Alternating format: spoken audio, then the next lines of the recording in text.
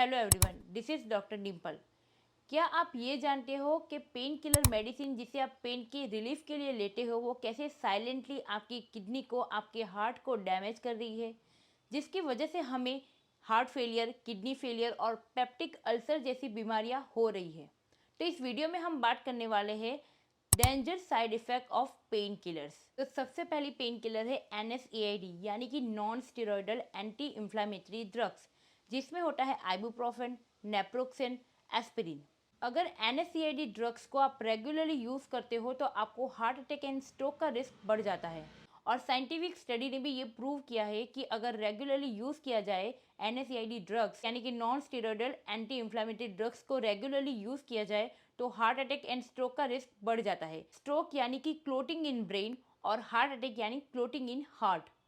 क्योंकि NSAID drugs जो हमारा ब्लड फ्लो हो रहा है उसमें जो केमिकल है उसे डिस्टर्ब कर देता है, जिसकी वजह से क्लोटिंग बन जाती है।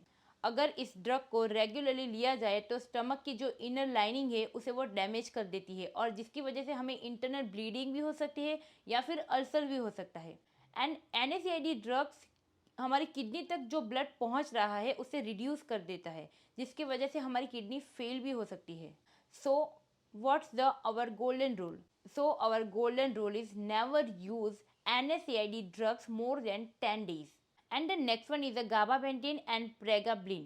जनरली इस मेडिसिन को नो पेन के लिए, देन फाइब्रोमाइल्जिया के लिए और माइग्रेन के लिए डॉक्टर प्रिस्क्राइब करते हैं, लेकिन जनरली ये मेडिसिन डायबिटिक पेशेंट के लिए होते हैं। इस ड्रग की वजह से सीरियस ब्रीथिंग प्रॉब्लम हो सकती है। 2019 में FDA ने इस ड्रग को वार्निंग में ऐड किया क्योंकि इस ड्रग की वजह से सीवियर रेस्पिरेटरी डिप्रेशन हो रहा था, यानी कि ये ड्रग हमारी ब्रीथिंग की प्रोसीजर को स्लो डाउन कर देती है। So it's very dangerous and fatal. Then इस ड्रग की वजह से DVT यानी कि डीप वेन थ्रोम्बोसिस, जिसके चांसेस 80% तक बढ़ जाते हैं और स्पेशली लेग में होते हैं।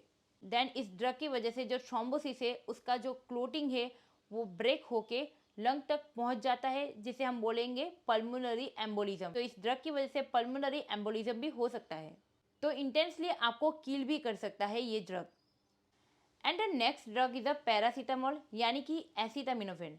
जनरली डॉक्टर इसे फीवर में, हेडेक में और पेन के लिए भी प्रिस्क्राइब किया जाता है, लेकिन अगर आप इसे रेगुलरली लॉन्ग टाइम के लिए यूज़ करते हो तो ये आपके लीवर को डैमेज भी कर सकता है। और एक दिन में पैरासीटामोल 2 ग्राम से ज़्यादा नहीं लेनी है। अदर ड्रग के कंपैरिजन में पैरासीटामोल सेफ है क्योंकि इसके कोई एडिक्शन रिस्क नहीं है और इससे स्टमक अल्सर भी नहीं होते हैं।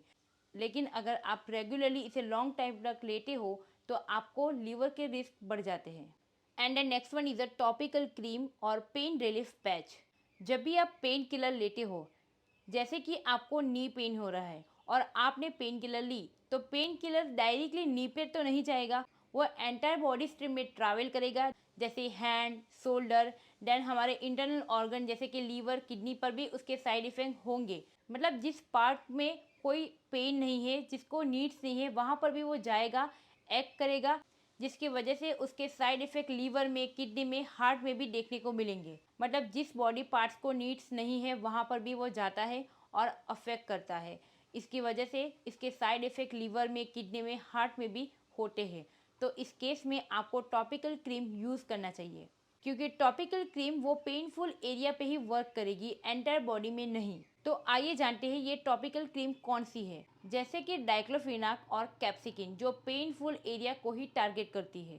देन पेन क्रीम जैसे कि आर्निका, मेंथोल, ये स्वेलिंग को रिड्यूस करेगी और पेनफुल एरिया को ही टारगेट करेगी और पेन को रिड्यूस करेगी विदाउट अफेक्टिंग होल बॉडी।